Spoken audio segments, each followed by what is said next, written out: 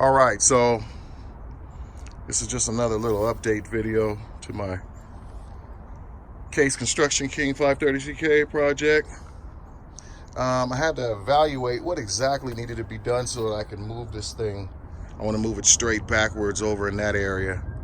Out of this area over here, it makes it real difficult to really go to work on it.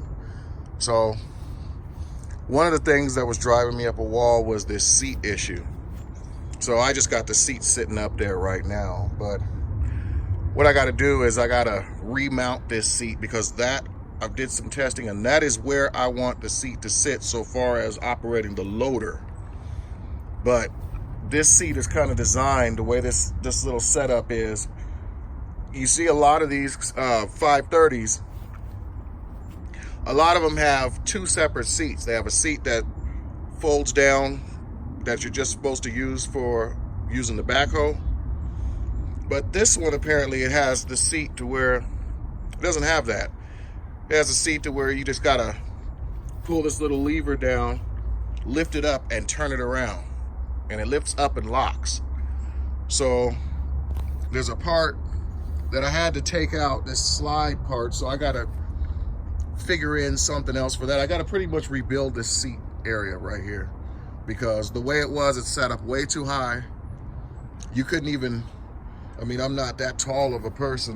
Let's say anybody from 5'10" to 6 feet, they wouldn't even be able to sit up there and push down on the clutch all the way. It's just not a comfortable fit at all, so that's very important before we start moving this thing. The next thing is the bolts that tighten down this whole seat plate that goes over the rear differential right here. Those bolts seem like they come out, but they're pretty rusty. So what I don't want to do is, I didn't tighten them back down.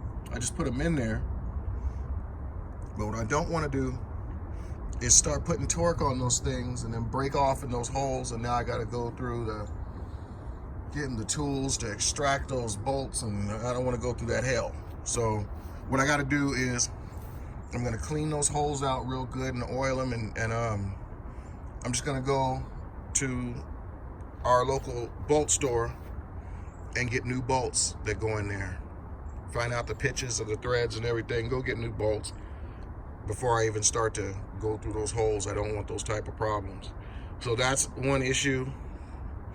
I already explained how I got to wait till I move this to change those bucket hoses.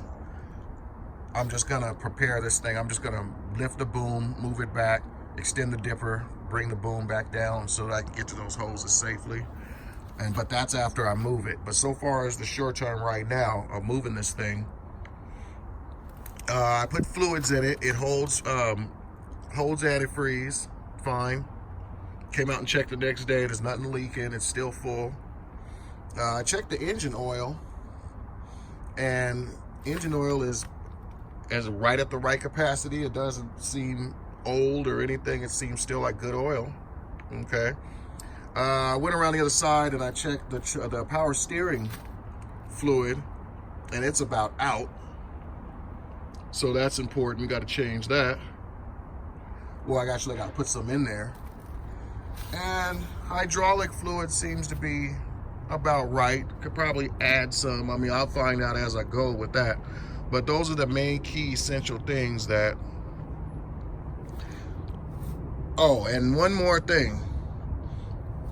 I think I explained yesterday, the fuel filters, I gotta change those. I bought new ones. I've had them for about 10 months now. I just never got back to this project.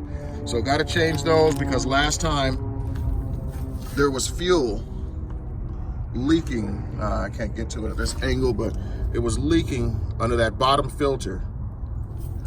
It was just dripping, slow little drip. And usually, in my experience with working on cars and tractors and things like that, when those fuel filters are leaking, it's time to get a new fuel filter, because it's packed up and it can't stand anymore. There's no more it can go through it. It just has no other way. It just starts trying to push stuff out. So that's where we're at with that. So I'll charge the battery for this thing. Yesterday I threw a battery in here I just wanted the comfort of knowing that this engine hadn't took any time to freeze up on me or something. So I just put a battery in. That battery wasn't really all the way charged, and I knew it, and I wasn't worried about that. I wasn't trying to start it because I don't even have the fuel line reconnected after draining all the old fuel out. I just wanted to hear that engine turn, and I heard it turn, and I was satisfied. So now I could charge its battery up and get ready to move this thing.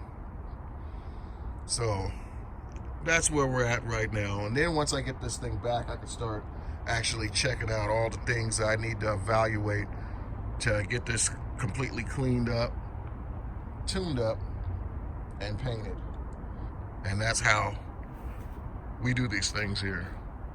But I can't do it in this spot. This is Tony, Olympic View Development, and I'm gonna come back and let you follow up this case project as well as the Caterpillar D2 project.